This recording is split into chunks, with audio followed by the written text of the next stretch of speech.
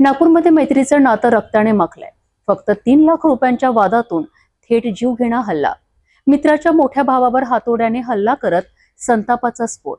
नेमकं काय घडलंय याची सविस्तर माहिती यशोधराव पोलीस ठाण्याचे PSI रामेश्वर तायडे यांनी दिली आहे। वसीम खान सलीम खान हा मूळचा राहणारा गोंदियाचा आहे आणि तो रहमतनगर माजरी पोलीस ठाणे यशोधरानगर येथे राहत होता। त्याचा मित्र रेहान याच्याकडून त्यांना 3 लाख रुपये घेतले होते। रेहान हा ऑटो डीलचं काम करतो। त्यासाठी वसीमने त्याच्याकडून 3 लाख रुपये घेतले होते आणि 3 लाख रुपये न देता गाव सोडून नागपूर येथे राहण्यासाठी आला आहे गोंदियावरनं। त्यानंतर रेहान, त्याचा भाऊ आणि त्याचा मित्र उके हे पैसे मागण्यासाठी आले। ही घटना आहे 2024ची।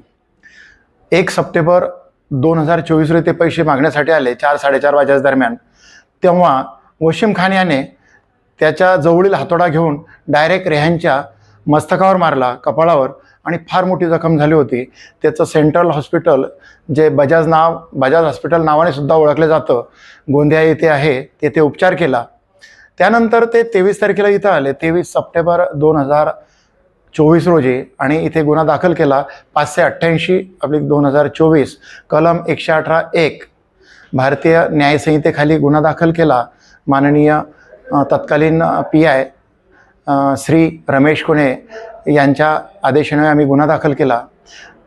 घटना तारखेपासून म्हणजे जवळपास 1.5 वर्षापासून तो फरार होता। त्याचं आम्ही लोकेशन घेतलं तांत्रिक पद्धतीनं।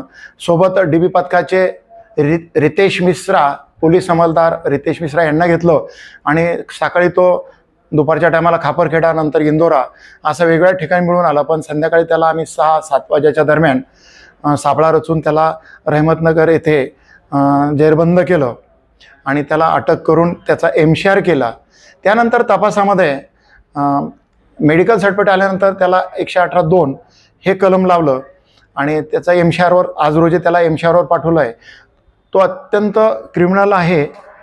आताही त्याला विचारलं मी मधल्या काळामध्ये कुठं होता, तर तो म्हणे मी MP का मध्य प्रदेश यांनी सांगितलं की मी 8 महिने जवळपास जेलमध्ये होतो म्हणे। त्याच्यावर वेगवेगळ्या पोलीस स्टेशनमध्ये कळमनामध्ये सुद्धा 2016मध्ये गुन्हा दाखल आहे 5(3)11)DE प्राणी संरक्षण अधिनियम। त्याच्यानंतर कळमण्यात आणखी 38/42 2016मध्येच आहे प्राणी संरक्षण अधिनियम, याखाली गुन्हा दाखल आहे। तसेच यशोधरामध्ये सुद्धा 2024मध्ये 456, 117(2), 352 BNS प्रमाणे दाखल आहे, आणि माझ्याकडे पण 118(1), 118(2) BNS म्हणजे भारतीय न्यायसंहिता 2023 प्रमाणे गुन्हा दाखल आहे। आज रोजी त्याचं बेल होईल किंवा तो जेल पास होईल। तो जवळपास 1.5 वर्षापासून फरार होता।